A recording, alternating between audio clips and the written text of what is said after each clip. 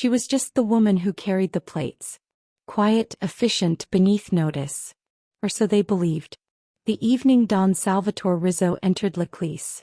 The atmosphere shifted like a storm gathering over calm water. Men who had buried rivals in the Pine Barrens adjusted their silk ties with nervous fingers. But when the unassuming waitress stepped toward his table, she didn't fumble the wine bottle or avoid his gaze. She met the eyes of the city's most ruthless crime lord and delivered 6 words in a Sicilian dialect that hadn't been spoken outside the mountains of Agrigento since the night her father allegedly died. The restaurant didn't just fall silent. It held its breath. Because those words weren't a greeting. They were an executioner's announcement, and only 4 people in that room understood what it meant. This is the story of Lucia Romano, the waitress who had been weaponizing her invisibility for exactly 1,825 days. Before we dive into Lucia's world of unexpected turns, kindly tell me where you are watching from. We would love to hear from you. Hit that like and subscribe button if you aren't part of our lovely storytelling family yet. Watch till the end. Trust me, you would not want to miss how this story unfolds. Back to the story. The Friday night service at Leclise was less about hospitality and more about orchestrated survival. Tucked into a converted brownstone in the meatpacking district, the restaurant served as a fortress disguised as fine dining. It was the sort of establishment where a single appetizer cost more than Lucia's monthly subway pass, and the guests discussed maritime shipping routes and union negotiations in tones that suggested neither topic was quite what it seemed. Lucia Romano checked the knot of her hair in the reflection of a copper pot hanging in the kitchen pass. Shadows under her eyes from calculated sleepless nights, a white button-down shirt deliberately one size too large, black slacks that erased any hint of a silhouette. She looked precisely like what she needed to appear. Which was unremarkable. Romano, the Don's table needs their second course immediately. Marco, the floor captain, a twitchy man who perpetually reeked of menthol cigarettes and anxiety, hissed the command while pretending to adjust a napkin on table 7. Of course, right away, Lucia murmured, her gaze fixed on the polished marble floor. She navigated the dining room like water flowing around stones. That was her craft, perfected over 5 years of deliberate practice. She had discovered long ago that power resided not in being seen, but in controlling what others chose to ignore. If you mastered the art of blending into the background, you became a collector of secrets. If you perfected the posture of submission, predators overlooked you while planning their next kill. For half a decade she had been a carefully constructed illusion in Manhattan's underworld, living in a rent-controlled studio in Astoria under a name that wasn't quite hers, working exclusively for cash when the restaurant's books needed to stay clean, and never, ever holding anyone's stare longer than the time it took to nod in acknowledgement. But tonight the energy inside Leclise felt different. The air tasted like copper and cologne, heavy with the weight of something about to break. Lucia balanced the braised osso buco on her forearm, the plate warm against her skin, and approached table 12 where Don Salvatore Rizzo sat flanked by his son Vincenzo and 3 men whose suits couldn't quite hide the shapes of shoulder holsters. She had served this table every Friday for 5 years. She knew Salvatore liked his wine at exactly 62 degrees.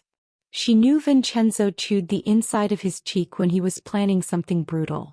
She knew the enforcer to the Don's left had a daughter in boarding school in Connecticut and a gambling problem that had cost him a summer house in the Hamptons. She knew everything about them. And they knew absolutely nothing about her. That imbalance was her greatest weapon, her 5-year insurance policy, her inheritance from a father she believed had been murdered in the spring of 1998 when she was barely old enough to remember his face. Until tonight, that inheritance had been enough to keep her patient. But patience, like crystal, can only withstand so much pressure before it shatters into something sharp and unforgiving. 1,825 shifts. That was the precise count Lucia kept in a leather notebook hidden beneath a loose floorboard in her Astoria apartment. Each tally mark represented another evening of swallowing her pride, Another night of biting her tongue until she tasted copper. Another performance in a theater where the audience could kill her if they ever realized she was studying them instead of serving them. 5 years was long enough to learn the rhythm of a man's breathing. Long enough to memorize which lies made his pupils dilate and which truths made his jaw tighten. Lucia had become a human surveillance system wrapped in polyester and false deference. She knew that Don Salvatore Rizzo transferred exactly $250,000 to an account in the Cayman Islands every third Thursday of the month. She knew the account number ended in 7743 because she had watched Vincenzo punch it into his phone while she cleared dessert plates, his fat fingers moving slowly enough for her to commit each digit to memory. She knew Salvatore kept a second family in a condo in Weehawken. A mistress named Gabriella who believed he sold commercial real estate and had no idea her monthly allowance came from fentanyl distribution routes that stretched from Newark to Providence. She knew Vincenzo feared his father's disappointment more than he feared federal indictments, and that fear made him vicious in ways that even seasoned criminals found excessive. She knew the enforcer they called Benny the accountant Caruso had started skimming from collection payments to cover his poker debts. And she knew it was only a matter of time before someone noticed the discrepancies and Benny ended up in a landfill wearing a plastic bag for a hat. 5 years of invisible observation had transformed Lucia into a walking encyclopedia of Rizzo family vulnerabilities. She had photographs stored on 3 separate encrypted USB drives hidden in 3 separate burrows. She had audio recordings captured on a pen-sized device she wore clipped to her apron, activated by a pressure sensor she could trigger with her thumb. She had spreadsheets detailing money flows, political payoffs, and enough evidence to send the entire upper tier of the organization away for consecutive life sentences. But evidence wasn't the same as proof, and proof wasn't the same as justice. What Lucia needed was the smoking gun, the single piece of documentation that would connect the Rizzo family directly to the execution contract she believed had ended her father's life in the spring of 1998. Alessandro Vitali had been a legend in the world that existed beneath the world. He was the kind of man whose name appeared in no databases but was whispered in maximum security prisons from Sing Sing to Leavenworth. The Phantom, they had called him. An assassin so precise that his contracts looked like accidents. So disciplined that he had never been photographed, never been recorded, never left a single witness who could describe anything beyond a shadow and a sudden, irreversible silence. Lucia had been 4 years old when he vanished. She remembered fragments. The smell of his leather jacket, the rough texture of his cheek when he kissed her goodnight, the way his voice dropped to a whisper when he told her bedtime stories about clever foxes who outwitted hungry wolves. Then one April morning he simply wasn't there anymore. Her mother had died 2 years later from what the hospice workers called a broken heart, but what Lucia understood to be a sophisticated form of surrender. By the time she turned 18, Lucia had assembled enough pieces of the puzzle to understand that her father's final contract had come from the Rizzo family, and that contract had been his death warrant instead of someone else's. So she had done what any daughter would do when handed that particular inheritance. She had become a ghost herself. She had enrolled in the one school her father had never intended for her to attend.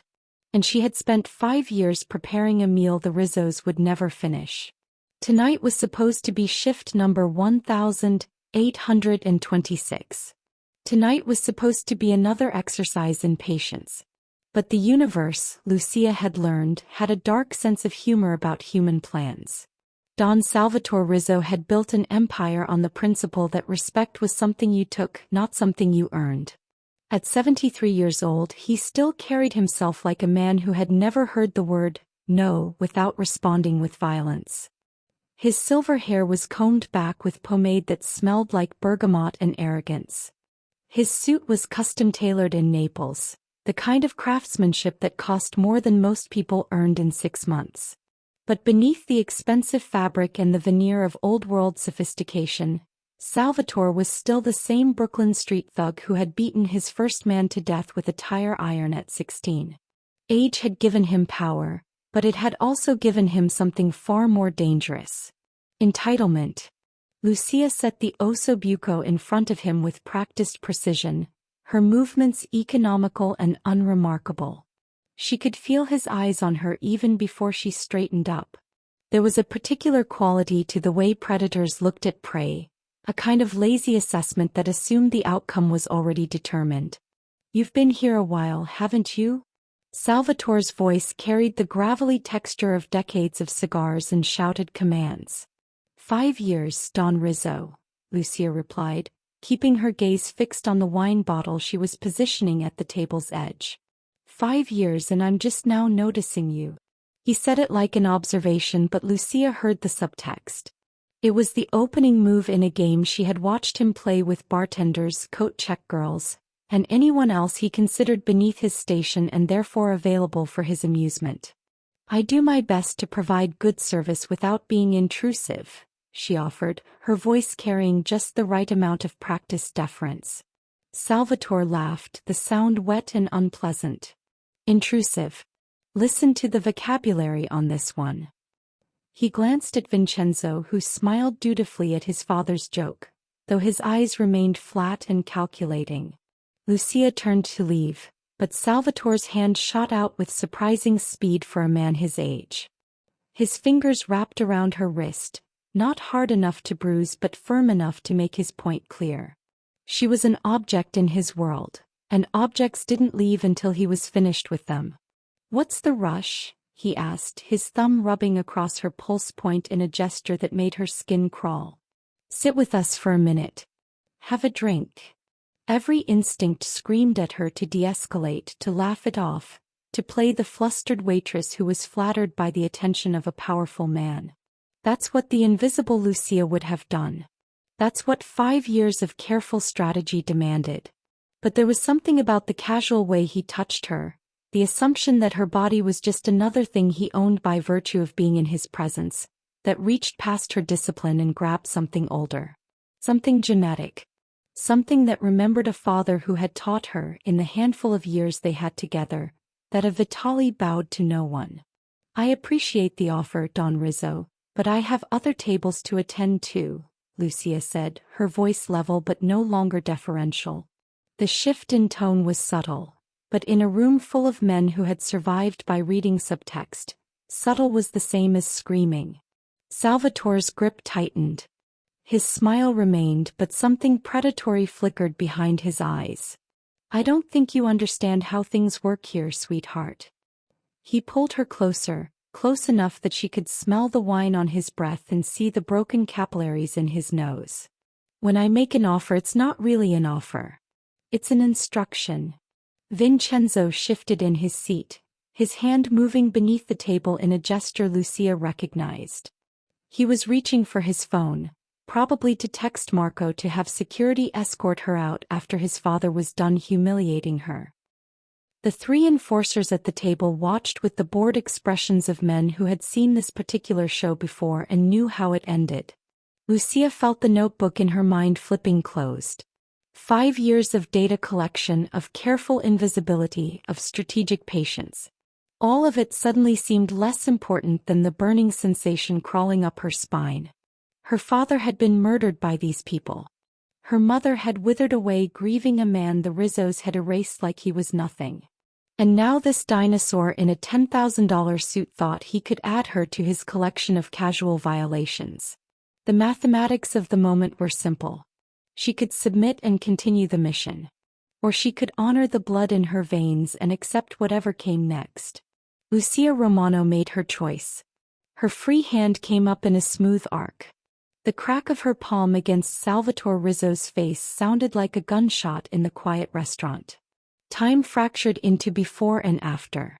Before the slap, Lucia Romano had been a carefully constructed fiction, a harmless piece of furniture in a room full of killers. After the slap, she became something else entirely. The sound echoed off the vaulted ceilings of L'Eclise like a declaration of war. Conversations at nearby tables stopped mid-sentence. Silverware froze halfway to mouths. A wine glass tipped over at table 9, Barolo spreading across white linen like a blood stain, but no one moved to stop it. Don Salvatore Rizzo's head had snapped to the side from the impact, his silver hair falling across his forehead in a way that would have been comical if the moment weren't so utterly lethal. His hand released her wrist. For 3 full seconds, the most powerful crime lord in the city simply stared at her, his brain apparently unable to process the reality of what had just occurred. No one touched Salvatore Rizzo. No one had dared in 30 years. The enforcers at the table rose from their chairs with synchronized precision, hands moving inside jackets toward weapons that would turn the restaurant into an abattoir. Vincenzo's face had gone pale, then red, his carefully maintained composure shattering into something raw and murderous. But Lucia didn't retreat. She didn't apologize. She didn't do any of the things a rational person would do when they had just struck a man who ordered executions the way other people ordered coffee. Instead, she leaned down, bringing her face close to Salvatore's, close enough that only he and the people at his immediate table could hear what came next. When she spoke, her voice carried an accent that hadn't touched her words in 5 years. The flat, carefully neutral American English she had cultivated vanished, replaced by something older, something that came from mountain villages and blood feuds and a world that existed long before this restaurant was built. Un vitali non servi mai. Sulu rikagiimu. The words were Sicilian, but not the casual dialect of immigrants or the sanitized version taught in language schools. This was the archaic tongue of the old families, the formal speech of men who delivered ultimatums before they delivered bullets. A Vitali never serves. We only collect. Salvatore's eyes went wide. Not with anger now, but with something far more dangerous. Recognition. At the table, Benny, the accountant Caruso, had gone completely still, his hand frozen on the grip of his pistol. His face had drained of color like someone had opened a valve. Vincenzo was staring at Lucia as if she had just pulled off a mask to reveal a completely different person underneath, which, in a sense, she had. But it was the 4th man at the table, a bone-thin enforcer named Polly Torino who had been with the family since before Lucia was born, who broke the silence. Cristo Santo, he whispered, his voice barely audible. The Phantom's kid. The name hit the room like a concussion grenade. The Phantom. Alessandro Vitali. The ghost story that older members of the family still told in hushed tones, usually after enough grappa to loosen their tongues but before enough to make them reckless. Salvatore's hand moved slowly to his cheek where the imprint of Lucia's fingers was already blooming red against his tanned skin. His mouth opened then closed. For perhaps the first time in decades, Don Salvatore Rizzo found himself without words. Lucia straightened, her hands steady despite the adrenaline screaming through her system. She could feel every eye in the restaurant on her now. The invisible waitress had become the only thing anyone could see. My father died in this city 22 years ago, she said, her voice carrying across the silent dining room. He died because someone in this family decided the Phantom had become inconvenient. She looked directly at Salvatore, then shifted her gaze to Vincenzo. I've spent 5 years pouring your wine, clearing your plates, and listening to you discuss business like I wasn't even human.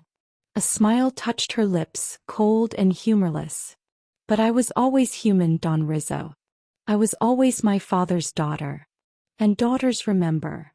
Vincenzo finally found his voice, though it came out strangled. You have no idea what you've just done. Lucia turned to face him fully, and the expression on her face was the same one that Alessandro Vitali had worn the night he walked into a rival family's compound in 1994 and walked out alone 2 hours later. Actually, she said quietly, I know exactly what I've done. She had just declared war on the Rizzo crime family. She had just burned 5 years of careful infiltration to ash. She had just signed what any reasonable person would call a death warrant. But for the first time since her father had gone into the ground, Lucia Romano felt like she could breathe. The mask was off. The waiting was over. And the collection was about to begin. Vincenzo Rizzo had not survived 42 years in a business where life expectancy was measured in betrayals by being slow to adapt. The moment his brain processed what was happening, The moment the initial shock gave way to tactical assessment, he moved. His hand came up in a sharp gesture that every employee of Leclerc recognized immediately. Code Black. Full lockdown.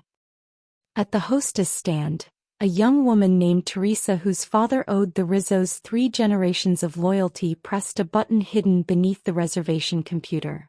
The sound of heavy bolts sliding into place echoed through the restaurant like the closing of a tomb. The front entrance, reinforced steel disguised behind ornate mahogany, locked with a hydraulic hiss that made several diners jump. The kitchen exit, the service entrance, even the decorative French doors that led to a garden that existed only for aesthetic purposes and definitely not as an escape route, all sealed simultaneously. Leclerc had been designed by an architect who understood that restaurants serving certain clientele needed to function as both dining room and fortress. The windows, though they looked like ordinary glass, were actually layered polycarbonate capable of stopping rifle rounds. The ventilation system could be isolated from the outside with the flip of a switch. And the security cameras that wealthy patrons believed were turned off for privacy were very much operational, feeding to a monitoring station in the basement where 2 former military contractors watched every angle of the building. Within 30 seconds, the restaurant had transformed from an exclusive dining establishment into a very expensive cage.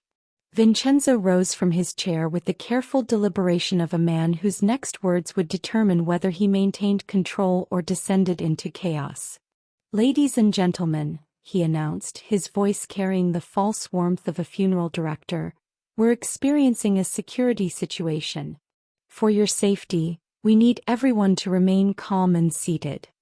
The civilians in the room, the Wall Street executives and their mistresses, the tech entrepreneurs celebrating acquisition deals, the society wives who came for the truffle risotto and the chance to be seen, they looked around with the confused annoyance of people whose expensive evening was being interrupted.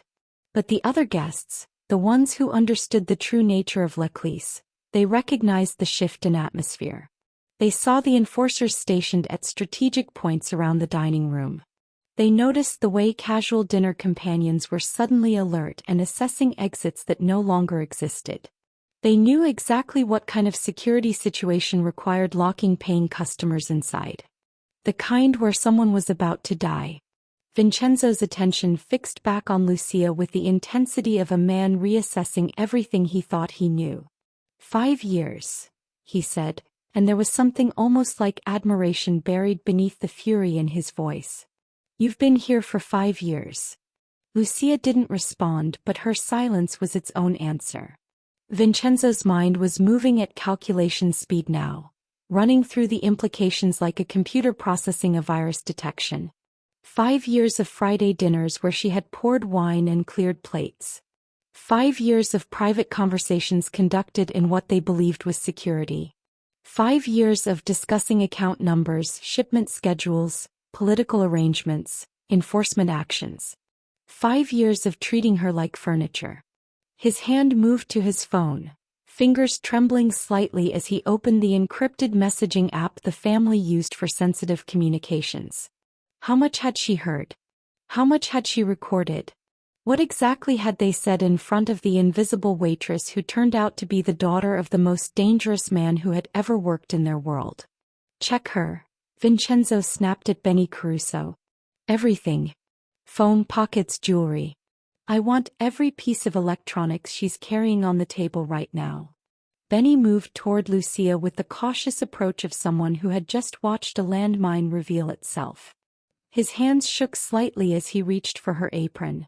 Lucia raised her arms in mock surrender, that cold smile still playing at her lips. Benny found the recording pen first, clipped exactly where it had been for 1,825 shifts. His face went gray. Then her phone, a cheap burner that would reveal nothing even if they cracked it. But it was what Benny found sewn into the lining of her apron that made Vincenzo's blood run cold. A small electronic device, no bigger than a credit card with a single LED that pulsed green every 3 seconds. "What is that?" Vincenzo demanded. Lucia's smile widened just a fraction. "Insurance," she said simply. Vincenzo stared at the device, his tactical mind running through possibilities. Transmitter. Beacon. Dead man's switch. The green pulse continued, steady as a heartbeat, counting down to something none of them could see but all of them could suddenly feel. They had thought their security was impenetrable.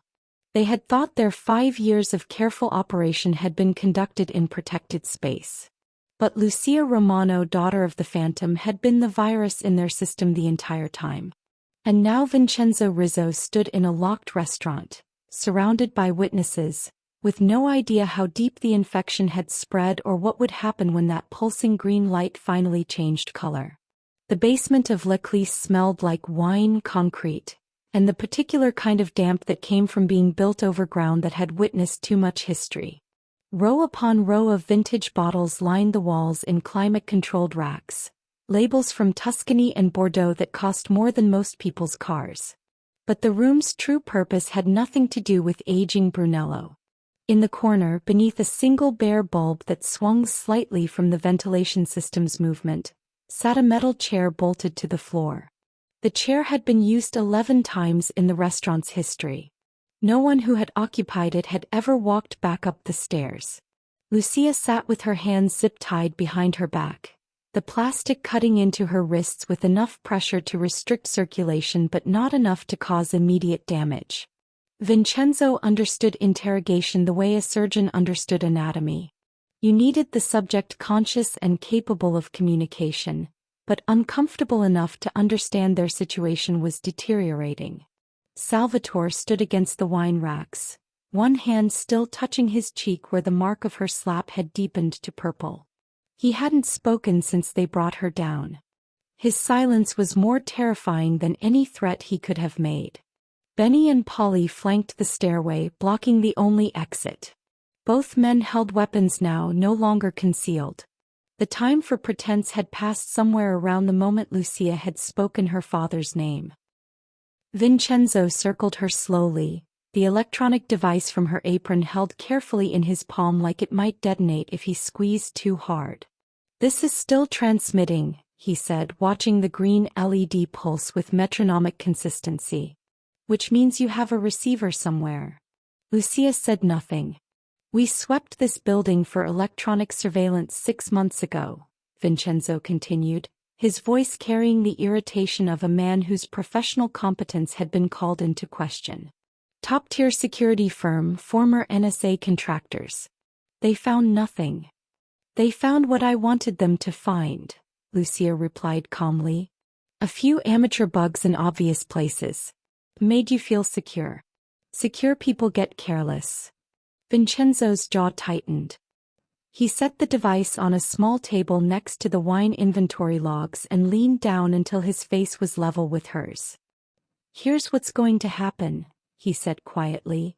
"You're going to tell me exactly what you've collected, where you've stored it, and who else knows about it. Then you're going to help me undo whatever arrangement you think you've made." Lucia met his gaze without blinking. "And if I refuse?" Salvatore finally spoke, his voice carrying the weight of decades of unquestioned authority. "Then we find out if you scream like your father did." The words were designed to break her, to make her understand that Alessandro's death had been neither quick nor merciful. But Lucia's expression didn't change. If anything, she looked almost satisfied, like Salvatore had just confirmed something she had suspected. "My father didn't scream," she said softly. "The Phantom never screamed. But that's an interesting slip, Don Rizzo. Most people who claim they didn't kill someone don't know the specific details of how they died." Vincenzo straightened, reading the mistake in his father's anger. Salvatore's face flushed darker. "Enough games," Vincenzo snapped. "What does the device do?" Lucia tilted her head slightly, considering how much to reveal.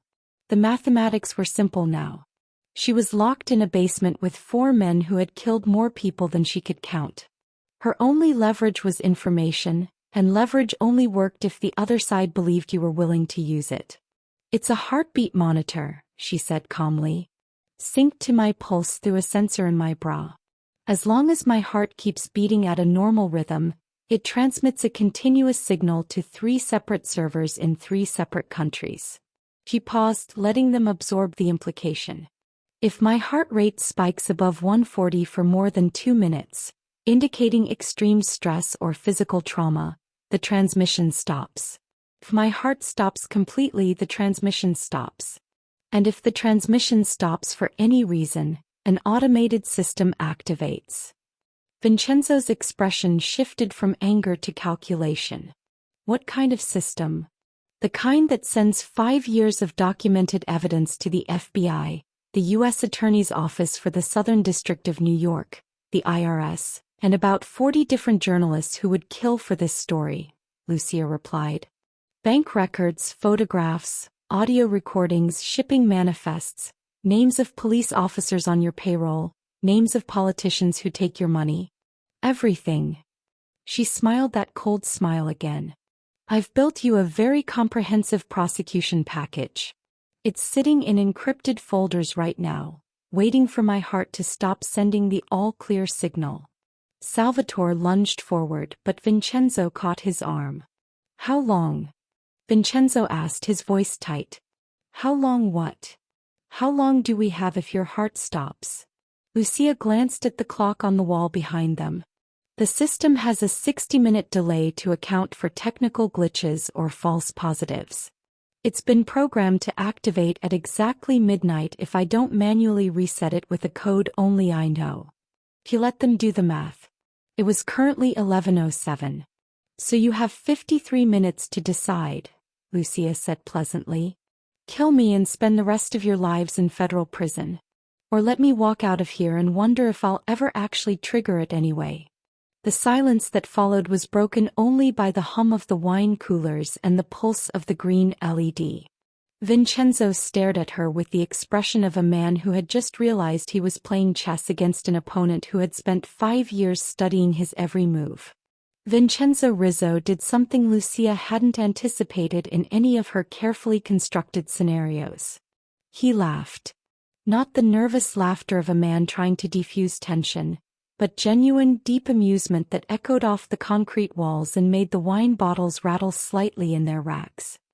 He straightened up, running a hand through his hair, and shook his head with the expression of someone who had just heard the punchline to a joke 20 years in the making.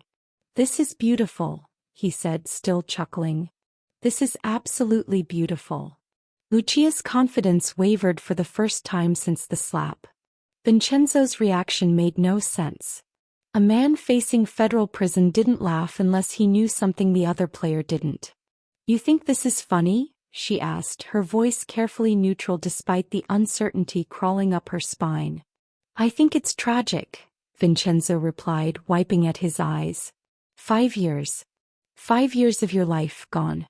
All that planning, all that patience, all that risk. And it's based on a lie. Salvatore was watching his son with an expression that suggested he understood where this was going and didn't approve of the revelation. But Vincenzo ignored him, turning back to Lucia with something that almost looked like pity.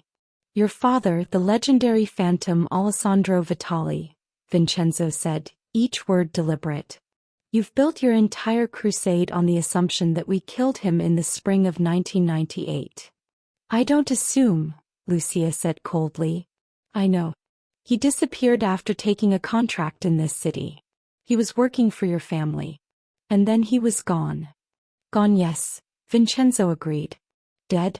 That's the interesting question. The temperature in the basement seemed to drop several degrees.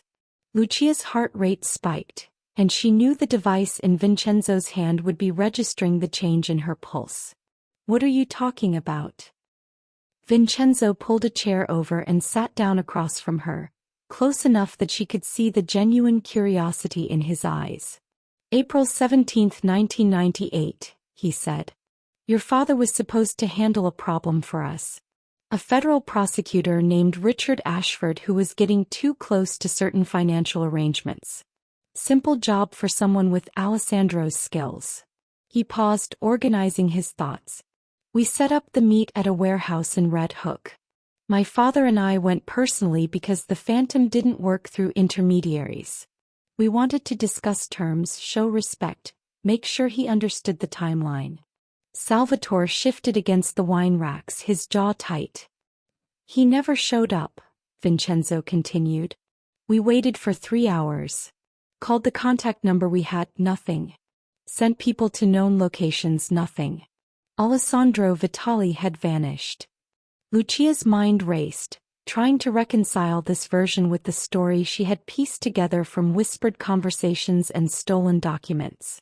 You're lying, she said, but her voice lacked conviction. Why would I lie to a woman who has a dead man's switch aimed at my entire operation? Vincenzo asked reasonably.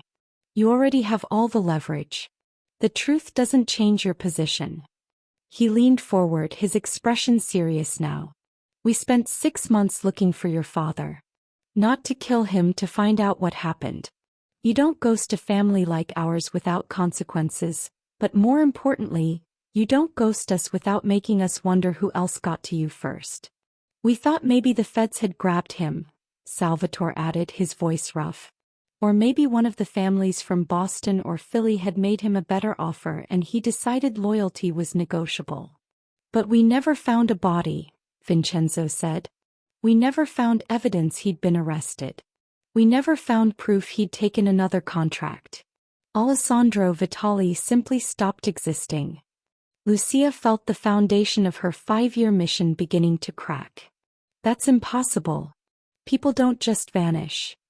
The Phantom did, Vincenzo replied. The man who was better at disappearing than anyone in the business disappeared one final time. And here's the part that should interest you. He stood up, walking to the small table where the pulsing device sat. We didn't kill your father, Lucia. We never even saw him that day. Whatever happened to Alessandro Vitali, whatever reason he had for walking away from his life and his 4-year-old daughter, it had nothing to do with the Rizzo family. The silence that followed was suffocating. Lucia's entire world, the narrative that had sustained her through 5 years of degradation and danger, was unraveling. If the Rizzos hadn't killed her father, then everything she had done was for nothing. If Alessandro had simply abandoned her, then she wasn't the daughter of a murdered hero. She was just the child he had chosen to leave behind. You're lying, she repeated, but this time it sounded like a prayer rather than an accusation. Vincenzo checked his watch. 41 minutes until midnight, he said. Here's my suggestion. You disable your system, we let you walk out of here and you go find out what actually happened to the Phantom. Because I guarantee you the truth is somewhere in this city. He paused at the base of the stairs. But it's not in this basement. The first indication that something had shifted came from upstairs. A muffled thump, barely audible through the basement ceiling, like a heavy book dropped on carpet. Vincenzo's head snapped toward the sound, his hand moving instinctively to the weapon at his hip. Another thump, followed by the distinct crash of something substantial hitting the floor. Then silence. Not the ordinary quiet of a restaurant locked down for a private matter, but the aggressive absence of sound that followed violence. Benny moved to the stairway, his pistol raised, finger indexed along the frame in the grip of someone with formal training. Could be the security team repositioning, he offered, but his voice carried doubt. The lights went out. Not a gradual dimming or a flicker, but an instantaneous transition from illumination to absolute darkness. Emergency lighting should have kicked in within seconds. Battery-powered systems designed for exactly this scenario. Nothing happened. Someone cut the power, Polly said from somewhere in the black, his voice tight with the kind of controlled panic that came from understanding you were no longer the hunter. Lucia felt rather than saw Vincenzo moving past her, heard the scrape of his shoes on concrete as he navigated by memory toward the stairs. Everyone stay calm, he commanded, but the steadiness in his voice was manufactured. Benny, get upstairs and find out what's happening. Polly watched the girl. The sound of Benny ascending the stairs was unnaturally loud in the darkness. His breathing came fast and shallow, each step deliberate. He reached the door at the top. Lucia heard the knob turn, heard the hinges begin to swing open. Then she heard the whisper of suppressed gunfire, 3 shots in rapid succession, the distinctive fut-fut-fut of a weapon designed to kill quietly. Benny's body tumbled backward down the stairs, hitting each step with the terrible ragdoll physics of the newly dead. The door slammed shut. "Christo," Polly breathed, and Lucia heard him moving, trying to orient himself in the darkness toward a threat he couldn't see. Salvatore's voice cut through the panic with the authority of a man who had survived 4 decades in a business where most died young. "Defensive positions. They have to come through that door."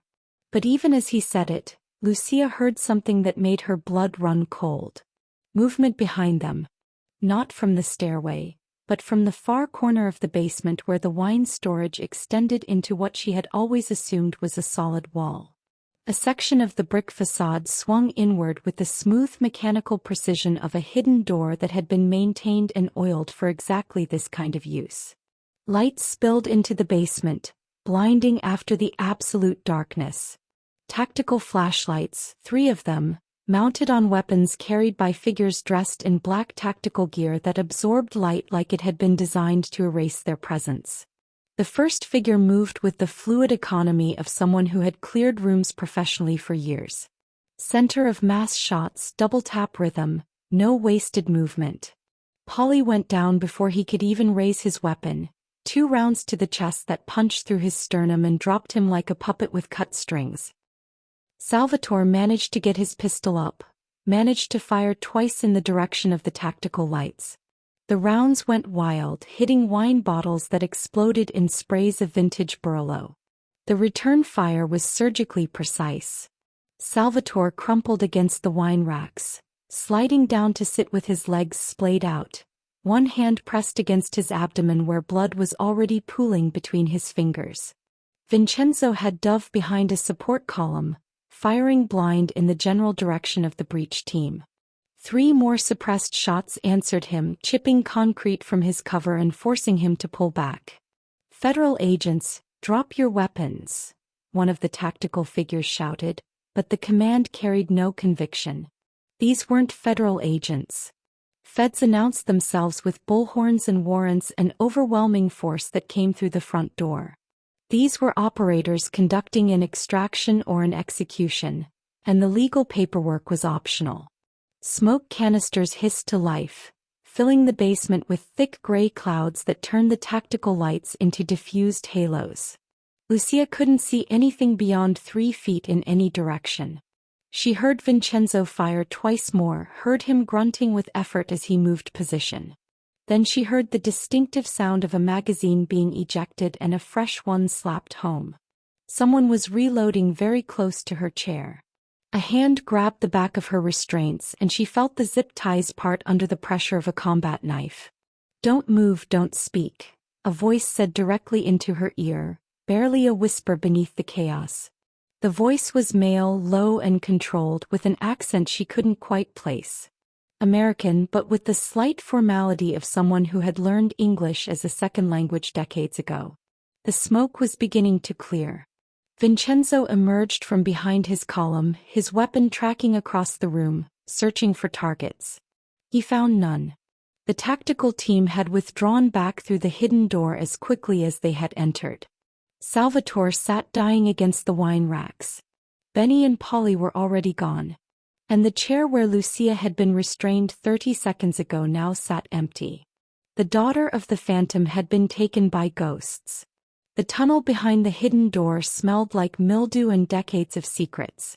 Lucia stumbled forward through the darkness, her wrists still burning from where the zip ties had cut circulation, one hand gripping the tactical vest of whoever was pulling her through the passage. Behind them she could hear Vincenzo shouting orders, his voice echoing through the breach point. The hidden door slammed shut with a pneumatic hiss, followed by the sound of heavy locks engaging. They moved quickly through what felt like a service corridor, possibly part of the original building's foundation before L'Eclisse had been constructed over it. The tactical lights bobbed ahead, casting wild shadows on brick walls that dated back to when this neighborhood had been warehouses instead of restaurants. After what felt like 2 minutes but could have been 5, they emerged into a larger space. An old loading dock, judging by the smell of oil and the echo of their footsteps on concrete. A black van sat waiting, engine running, rear doors open. Inside, the man holding her arm commanded, his grip firm but not painful. Lucia's tactical training, the self-defense courses she had taken in preparation for this mission, all suggested she should resist now while she still had room to maneuver. But something about the voice kept her compliant. Something familiar beneath the command tone. She climbed into the van, the other two tactical figures following. The doors slammed shut and the vehicle lurched forward before she had even found a seat. One of the figures moved to the front passenger seat. The other remained in the back, positioned near the rear doors. But the man who had cut her restraints, the one whose voice carried that strange, nagging familiarity, stayed close to her. His gloved hand reached up to the tactical helmet he wore. "You're safe now," he said, and there was something in those 3 words that made Lucia's heart stutter. The helmet came off.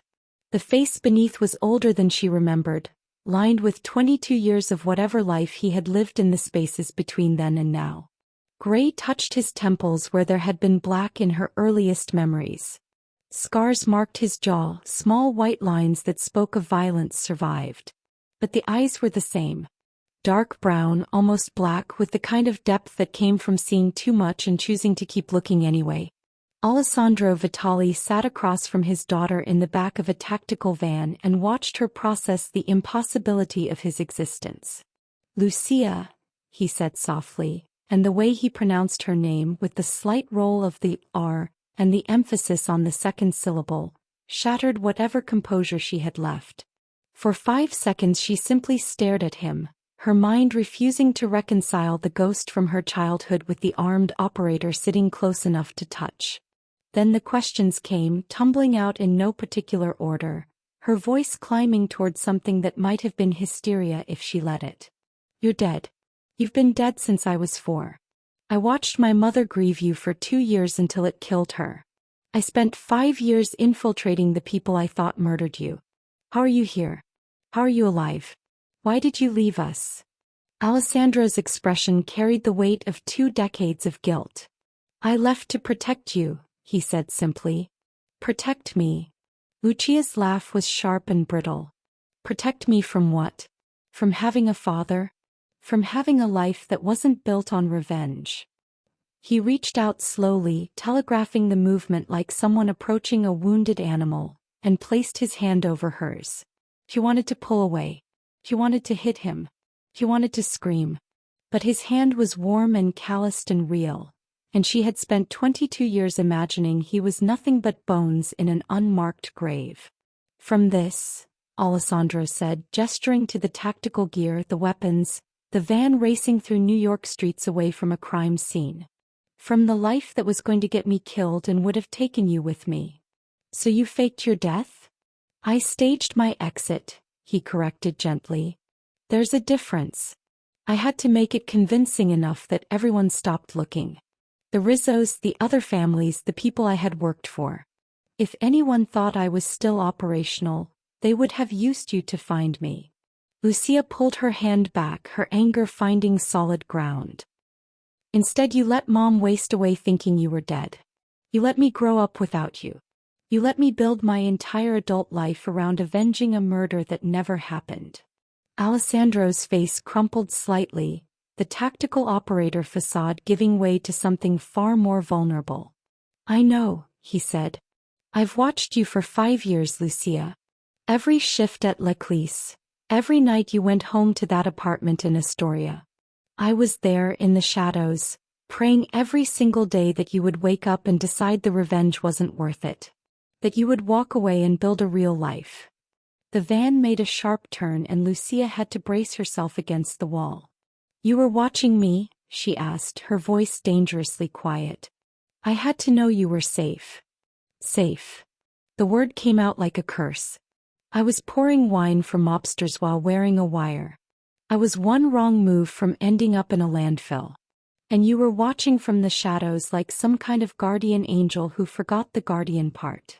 Alessandro met her fury with the steady acceptance of someone who had known this confrontation was coming and had no defense that would satisfy. I was afraid if I intervened, if I showed myself, you would double down, he said. You're Vitali, Lucia. We don't quit. We finish what we start, even when finishing it will destroy us. The van pulled into an underground parking garage in a building Lucia didn't recognize. Somewhere in the industrial stretch of Long Island City where questions weren't asked and security cameras had blind spots by design. Alessandro's team moved with practiced efficiency, securing the perimeter while he helped Lucia out of the vehicle. Her legs felt unsteady, whether from the adrenaline crash or the psychological whiplash of having her entire reality restructured in the span of 20 minutes. We need to move, Alessandro said, guiding her toward a service elevator. Vincenzo will have people searching within the hour, and your dead man switch is still active. Lucia checked her watch. 11:42. 18 minutes until the encrypted files deployed and turned the Rizzo family's operations into federal evidence. I need to reset it, she said automatically, reaching for the phone that was no longer in her pocket. Alessandro produced it from a tactical pouch, along with the recording pen and the heartbeat monitor that had bought her 53 minutes of life in that basement. Impressive system, he said with something that might have been professional pride. Did you build it yourself? I had help, Lucia replied curtly, taking the phone and entering the 15-digit code that would extend the timer another 24 hours. The system confirmed the reset. The immediate crisis was defused. But the larger explosion, the one happening inside Lucia's chest where rage and relief were competing for dominance, that was just beginning to detonate. They rode the elevator in silence to the 4th floor, emerging into what looked like a surveillance operations center that had been hastily assembled and recently abandoned. Monitors lined one wall, most of them dark now, but 2 still showed feeds of Leclerc from angles Lucia had never known existed. She could see emergency vehicles arriving, police cruisers blocking the street, federal agents in windbreakers beginning the long process of turning a crime scene into a prosecution. Your files deployed anyway, Alessandro said, following her gaze. Not the timed release, but someone inside triggered them about 10 minutes ago. Lucia spun to face him. What? I reset the system. Your system, yes, Alessandro agreed. But I've had a second set of triggers monitoring Leclerc for the past 6 months. When shots were fired in the basement, my team activated the backup deployment. The feds had your evidence package before we even left the building. The revelation hit Lucia like a physical blow. 5 years of careful planning, of strategic patience, of building leverage she could control and deploy on her terms. And her father had been running a parallel operation the entire time, ready to pull the trigger if her mission went sideways. You had no right, she said, her voice shaking. I had every right, Alessandro replied quietly. You're my daughter. You think I was going to watch you die in that basement to prove a point about autonomy? I had it handled. You had a slap and a prayer, Lucia. Vincenzo would have killed you the second he figured out how to disarm your system. You're brilliant, but you're not invincible. Lucia turned away from him, her hands clenched into fists. The monitors showed Vincenzo being led out of Leclerc in handcuffs, his expensive suit torn and bloodied. Salvatore was on a gurney, paramedics working frantically to stabilize him for transport. The empire she had dedicated 5 years to destroying was crumbling in real time. She should have felt victorious. Instead, she felt hollow. You took it from me, she said, not looking at him. The one thing that mattered. The one thing that made the last 5 years mean something. You took my revenge and turned it into your rescue operation. Alessandro was quiet for a long moment. When he spoke, his voice carried the weight of 2 decades of regret. Your revenge was my greatest fear, he said. From the moment I realized you were working at Leclerc, from the first surveillance photo my team brought me showing you in that waitress uniform, I knew what you were doing and why. He moved to stand beside her, both of them watching the monitors. I left you to protect you from becoming me, Alessandro continued. The Phantom wasn't a hero, Lucia. He was a man who killed for money and justified it with professionalism. I didn't want that life for you. I wanted you to be normal, safe, happy. So you faked your death and made me an orphan, Lucia said bitterly. Yes, Alessandro admitted. It was supposed to be a clean break. Your mother would grieve, but she would move on. You would grow up without the weight of my choices. That was the plan. Plans change. They do, he agreed. Your mother didn't move on. She died believing I abandoned her for another contract, another payday. And you grew up believing I was murdered, which turned out to be worse. Because a murdered father is a martyr, and martyrs demand revenge. Lucia finally turned to face him fully. In the harsh fluorescent light of the operations center, she could see every year etched into his face, every decision that had carved lines around his eyes. You were wrong, she said. Leaving was your mistake, not your sacrifice. You didn't protect me from your life. You condemned me to waste mine chasing ghosts. Alessandro nodded slowly, accepting the judgment. I know, he said. And I'm sorry. But I'm not sorry I saved you tonight. I'm not sorry I've spent 5 years making sure you survived your mission, even if it meant undermining your agency. He reached out tentatively, offering his hand. We can't undo the past, but we can choose what happens next. Lucia stared at his outstretched hand, this offering from a ghost made flesh. She thought about her mother wasting away from grief. She thought about 5 years of invisible servitude. She thought about the slap that had felt like liberation and the revelation that had felt like theft. Then she thought about the heartbeat monitor still clipped to her bra, the device that had kept her alive because her father had been watching close enough to know when to intervene. She took his hand. Not forgiveness, not yet. But acceptance that they were both vitalis, both cursed with the inability to walk away from unfinished business. What happens next is we finish this properly, Lucia said. Together. The fire started at exactly 2:17 in the morning, 3 hours after the last federal agent had finished photographing the crime scene and sealing Leclerc with evidence tape. The official report would call it electrical malfunction, a tragic coincidence following a violent incident. But Lucia stood on Pier 45 watching orange flames consume the restaurant's upper floors and knew better. Her father stood beside her, both of them silent as the building that had been her prison and her mission for 5 years transformed into ash and memory. The fire department's sirens wailed in the distance, growing louder as trucks raced toward the meatpacking district. They would save the neighboring buildings. Leclerc itself was already gone. You didn't have to do this, Lucia said quietly, her eyes reflecting the flames across the water. Alessandro shrugged, his hands buried in the pockets of a jacket that made him look like any other middle-aged man watching the city's late-night drama unfold. The evidence was already secured, he replied. The files are with the prosecutors. But that building held 22 years of history I didn't want preserved. Some things are better as ashes. Lucia understood what he meant. The basement where Benny and Polly had died. The wine cellar where her entire mission had unraveled. The dining room where she had served the men who hadn't killed her father but had represented everything she thought she was fighting against. All of it burning now, cleansing the space of ghosts both real and imagined. Alessandro reached into his jacket and pulled out a manila envelope, weathered at the edges like it had been carried for a long time. This is for you, he said, holding it out. Lucia took it carefully, feeling the weight of documents inside. What is it? A life, Alessandro said simply. New identity, birth certificate, social security number, bank account with enough money to start over anywhere you want. College transcripts from a university you never attended, employment history at companies that will verify your references. Everything you need to stop being Lucia Romano and become whoever you want to be next. She opened the envelope, scanning the documents in the ambient light from the street lamps. The name on the passport was Emma Castellano.